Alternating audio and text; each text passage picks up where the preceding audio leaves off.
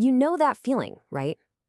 Even when things are going great, there's still this little voice in the back of your head, whispering that something's just not right, that something is fundamentally off. Well, let's dive right into that because it's a feeling that I think connects every single one of us.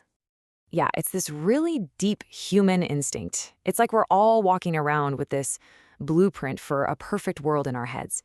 A world with no suffering, no injustice, no fear. But the world we actually live in, it just doesn't line up with that picture at all. So the big question we're tackling in this explainer is why? Okay, and this is where things get really interesting. Because if you zoom out, like way out to a cosmic level, our universe is, well, it's astonishingly perfect. Seriously.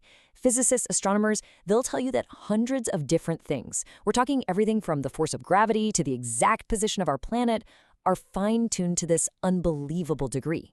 If you were to nudge any of them, even just a tiny, tiny bit, poof, life as we know it just wouldn't be possible. So what we're left with is this huge paradox, right? On one hand, we have this perfectly calibrated stage, seemingly built just for life to exist. But on the other hand, the play being acted out on that stage, it's so often a tragedy. It feels like the universe was made for us, but our lives inside of it feel, well, broken. So how in the world do you square that? How do you make sense of those two things coexisting?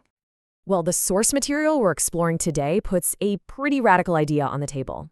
It asks, what if the problem isn't the universe at all? What if the problem is us? Or more specifically, our expectations of the universe? What if we've been using the completely wrong definition of perfect this whole time? You see, according to this framework, perfection isn't about being some cozy, static paradise where nothing ever goes wrong. No, it's all about function. Think about it. A bridge is perfect if it gets you safely across the river, right? A classroom is perfect if it's a great place for learning. So the billion-dollar question becomes, what is this universe's intended purpose? And this really gets to the heart of the conflict. Our expectation, deep down, is for an eternal paradise, a permanent home. But the source we're looking at claims this universe was never, ever meant to be the final destination. It was designed to be something else entirely, a temporary stage, just the setting for a much, much bigger story. And that idea leads us to maybe one of the most unsettling concepts in all of this. It's the idea that decay, aging, all the endings we experience, they aren't a bug in the system. They're not a mistake. They are an intentional, core feature of its design. I mean, on a purely physical level, we all kind of know this, right? It's the second law of thermodynamics. It's basically the universe's rule that says everything is slowly moving toward disorder. Energy fades, things break down, stuff falls apart. Nothing lasts forever. It's just a fundamental law of our reality. But this is where the whole argument takes a sharp turn, a really crucial moral pivot. The source asks us to just stop and think about the alternative for a second. Imagine a universe with no endings. What would that mean for something like cruelty or tyranny? What if evil could last forever? Okay, so here's the logic laid out step by step. First, if you're going to have true freedom, real free will, then the possibility of evil has to exist.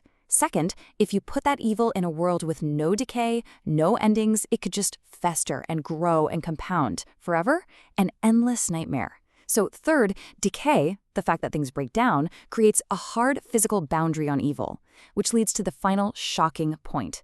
Death itself becomes a kind of merciful restraint. It's not just a tragedy, it's the universe's emergency brake. And this quote, it completely reframes our whole experience of suffering. It suggests it's not the random, pointless agony of something dying. Instead, it's presented as the purposeful, directed pain of something being born. It's a powerful idea that all this struggle, all this decay, it isn't the end of the story. It's just a painful transition towards something brand new. So, okay, if this universe isn't supposed to be a permanent paradise, then what in the world is it? Well, the source material argues that its main job, its primary function, is to be a kind of cosmic classroom, a place designed specifically for learning, for testing, for formation. And in this classroom, creation itself is the textbook. The source suggests that if you just look around, if you observe the natural world, from the hard work of an ant to the simple trust of a bird, you start to learn these profound lessons. lessons about wisdom, about what it means to depend on something bigger than yourself, and about our own place in the whole shebang. But this classroom does something else too. It acts like a giant mirror. It reflects back the full, messy, contradictory nature of who we are. On the one hand, we can build these magnificent, breathtaking cities, and on the other, we can completely destroy ecosystems. We compose symphonies and we wage horrific wars. The universe doesn't let us hide from our own nature. It puts it on full display, both the glorious parts and the absolutely terrible parts. And here's the crucial part. This whole classroom phase is temporary. The source material points towards a kind of graduation day, a future reality, what it calls a new creation, where all those rules we live by, thermodynamics, decay, death, they just don't apply anymore. You could say this universe is just the prep school for that one. Okay, now we've arrived at the absolute climax of this whole story, the most radical, the most central claim in the source material. And it isn't about how God designed the system from way up high, it's about what he did inside of it. The claim is simply this. The Creator didn't just watch the suffering and the decay from a distance. He stepped into it. He voluntarily put himself under the very same physical laws and entered the same moral brokenness of his own creation. He accepted hunger. He became subject to the same basic needs and vulnerabilities that define every single one of our lives. He endured pain. He actually experienced the physical and emotional suffering that is such a huge part of being human. And finally, he submitted to death, the ultimate consequence of decay. He submitted to that very system of endings that was designed, in part, to put a limit on evil. He didn't cheat the system. He lived and he died by its rules. Okay, let's bring this all home. Let's go all the way back to that definition of perfection we started with. Something that flawlessly accomplishes its intended purpose. If that's our definition, then what is this universe perfectly designed to do, right here and right now? Well, according to the source material, it is a perfect system for a very specific set of jobs. It's perfectly designed to put a limit on evil through decay. It's designed to reveal the nature of God. It's designed to expose what's really in the human heart. It's designed to make redemption possible. And ultimately, it's designed to prepare us for eternity. And that leaves us with one last, really provocative thought to chew on. Remember that feeling we started with? That universal sense that this isn't how it's supposed to be? Maybe that feeling isn't a memory. Maybe it's not nostalgia for some paradise we've lost.